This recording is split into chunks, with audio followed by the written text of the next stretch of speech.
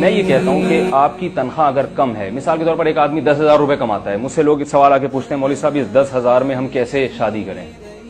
تو میں یہ کہتا ہوں آپ اگر غریب ہیں، خود کو غریب سمجھتے ہیں، تو ایسا تو نہیں ہے کہ پورے پاکستان میں، پورے ملک میں آپ سے زیادہ غریب کوئی نہ ہو۔ آپ ایسی لڑکی سے شادی کریں جس کے باپ کی آمدن 5,000 ہو اور وہ 5,000 میں اپنی 4 بیٹیوں کو کھلا رہا ہو، تو وہ آپ کو رشتہ بھی دے دے گا بخوشی۔ وہ کہے گا جب میں 5 میں 4 کو کھلا سکتا ہوں تو یہ 10 میں 2 کو یا 1 کو کیوں نہیں کھلا سکتا؟ تو اگر آپ یہ دعویٰ کرتے ہیں کہ غربت اتنی ہے اور اس غربت سے سب سے زیادہ میں متاثر ہو رہا ہوں اور سب سے زیادہ میں غربت کا شکار ہوں، تو یہ دعویٰ غلط ہے۔ آپ اگر غریب ہیں تو آپ سے بھی زیادہ اور بہت سارے غریب ہوں گے، تو آپ اپنے سے کمتر کی طرف نکاح کا پیغام بھیجیں اور اس میں آپ نکاح کریں تو انشاءاللہ وہ۔ اور پھر اللہ کا وعدہ ہے قرآن مجید میں، ان یکونوا فقراء یغنیہم اللہ من فضلہ، سورہ نور میں جہاں اللہ نے نکاح کا حکم دیا، تو عجیب ترین بات یہ ہے کہ اللہ نے جب نکاح کا حکم دیا تو ساتھ ساتھ یہ فرمایا کہ اگر فقیر ہوگے تو اللہ اپنے فضل سے تمہیں غنی کر دے گا۔ دیکھیے کسی اور اعتراض کا جواب نہیں دیا یہاں پہ اس آیت میں، نکاح کے فوراً بعد، کیونکہ انسان کے ذہن میں سب سے پہلے معاش کا تصور آتا ہے کہ میں کھلاؤں گا کیسے، پھر بچوں کی پیدائش ہوگی، میں کیسے ان کی کفالت کروں گا، مہنگائی ہے، غربت ہے، وغیرہ وغیرہ۔ تو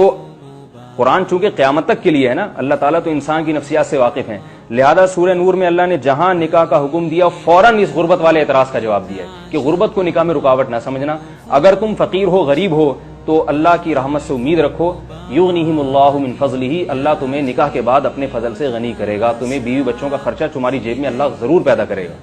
اس آیت کی وجہ سے حضرت ابو بکر رضی اللہ تعالی عنہ کا قول ہے کہ اے لوگو، غنا اور مالداری کو نکاح میں تلاش کرو، کیونکہ اللہ تعالیٰ نے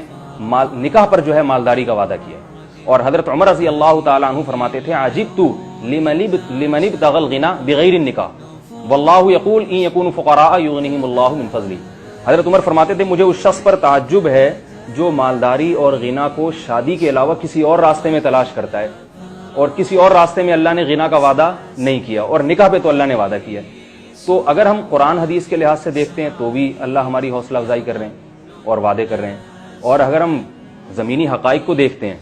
تو زمینی حقائق بھی یہ کہہ رہے ہیں کہ بھئی یہ لڑکیوں کا بوجھ باپ پہ ڈالنے کے بجائے